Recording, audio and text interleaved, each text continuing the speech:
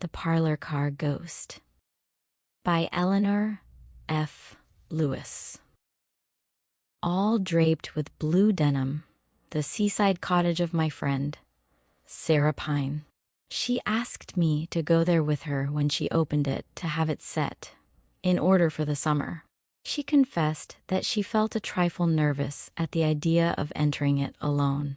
And I am always ready for an excursion. So much blue denim rather surprised me. Because blue is not complementary to Sarah's complexion, she always wears some shade of red, by preference. She perceived my wonder. She is very nearsighted, and therefore sees everything by some sort of sixth sense. "You do not like my portieres and curtains and table covers," said she. "Neither do I. But I did it to accommodate, and now he rests well in his grave, I hope." "Whose grave, for pity's sake?" "Mr. J. Billington Price's." "And who is he?" "He doesn't sound interesting." "Then I will tell you about him," said Sarah, taking a seat directly in front of one of those curtains. "Last autumn, I was leaving this place for New York, traveling on the fast express train 45, known as the Flying Yankee. Of course, I thought of the Flying Dutchman in Wagner's musical setting of the uncanny legend, and how different things are in these days of steam, etc. Then I looked out of the window at the landscape, the horizon that seemed to wheel in a great curve as the train sped on.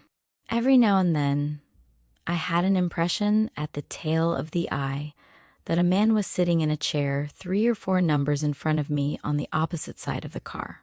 Each time that I saw this shape, I looked at the chair and ascertained that it was unoccupied. But it was an odd trick of vision. I raised my lorgnette, and the chair showed emptier than before. There was nobody in it, certainly. But the more I knew that it was vacant, the more plainly I saw the man. Always with the corner of my eye. It made me nervous. When passengers entered the car, I dreaded lest they might take that seat. What would happen if they should? A bag was put in the chair. That made me uncomfortable. The bag was removed at the next station. Then a baby was placed in the seat. It began to laugh, as though someone had gently tickled it. There was something odd about that chair. 13 was its number. When I looked away from it, the impression was strong upon me that some person sitting there was watching me. Really, it would not do to humor such fancies. So I touched the electric button, asked the porter, 46, to bring me a table, and taking from my bag a pack of cards, proceeded to divert myself with a game of patience. I was puzzling where to put a 7 of spades. "Where can it go?" I murmured to myself. A voice behind me prompted, "Play the 4 of diamonds on the 5, and you can do it." I started. The only occupants of the car, besides me, were a bridal couple, a mother with 3 little children, and a typical preacher of one of the straightest sects. Who had spoken? "Play up the 4, madam," repeated this voice. I looked fearfully over my shoulder. At first I saw a bluish cloud, like cigar smoke, but inodorous. Then the vision cleared, and I saw a young man whom I knew by a subtle intuition to be the occupant, seen and not seen, of chair number 13. Evidently he was a traveling salesman and a ghost. Of course, a drummer's ghost sounds ridiculous. They're so extremely alive. Or else, you would expect a dead drummer to be particularly dead and not walk. This was a most commonplace-looking ghost, cordial, pushing, businesslike. At the same time, his face had an expression of utter despair and horror, which made him still more preposterous. Of course, it is not nice to let a stranger speak to one, even on so impersonal a topic as a 4 of diamonds. But a ghost, There can't be any rule of etiquette about talking with a ghost. My dear, it was dreadful. That forward creature showed 47. Me how to play all the cards, and then begged me to lay them out again in order that he might give me some clever points. I was too much amazed and disturbed to speak.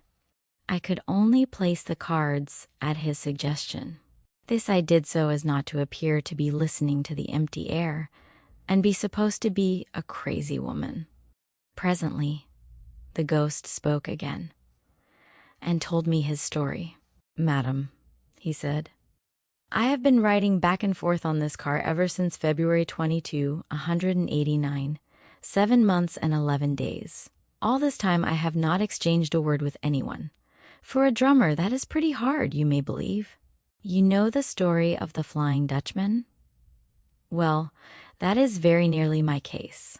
A curse upon me and will not be removed until some kind soul.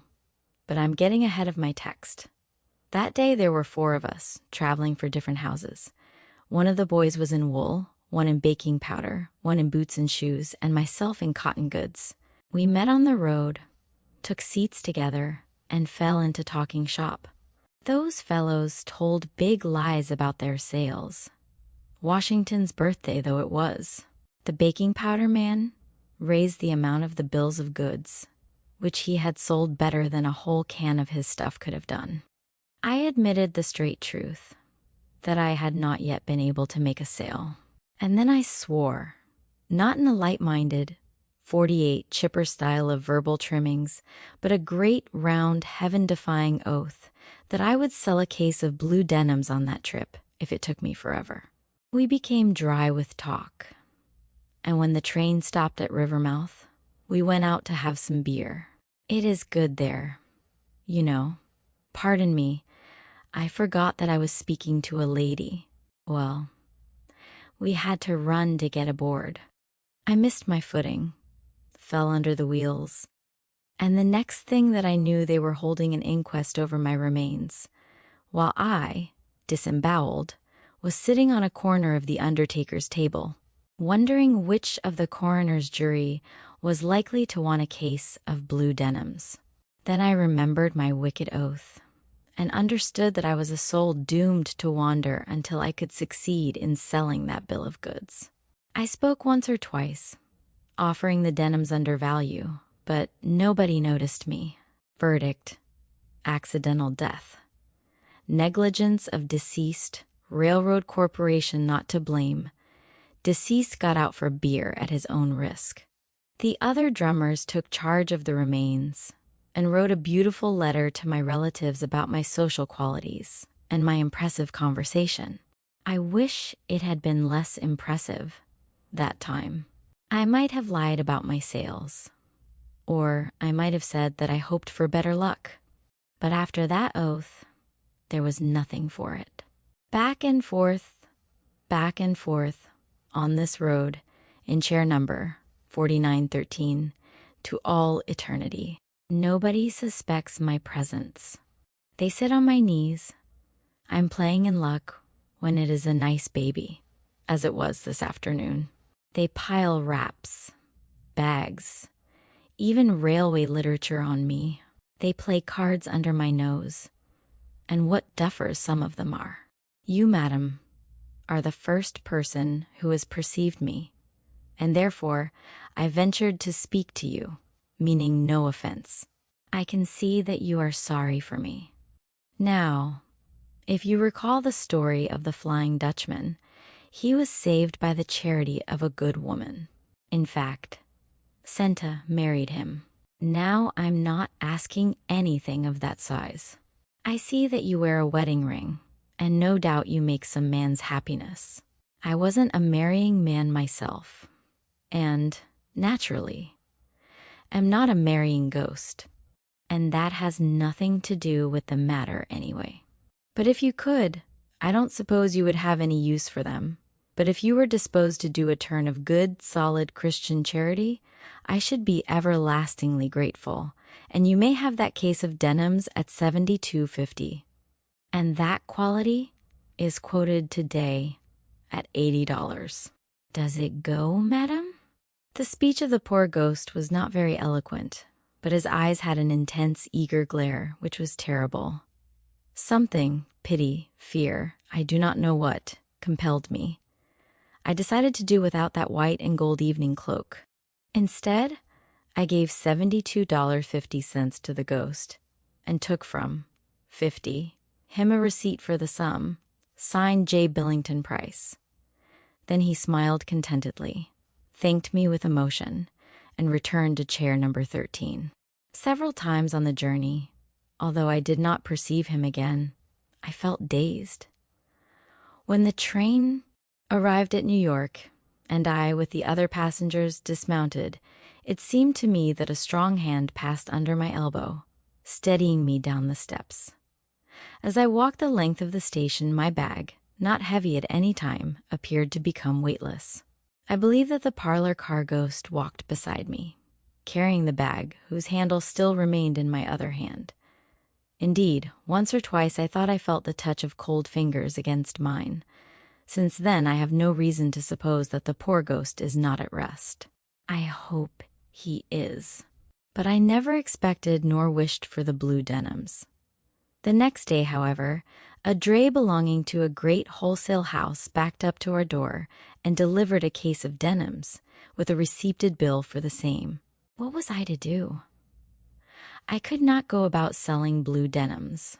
I could not give them away without exciting comment. So I furnished the cottage with them, and you know the effect on my complexion.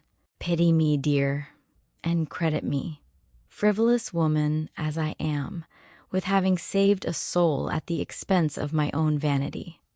My story is told. What do you think about it?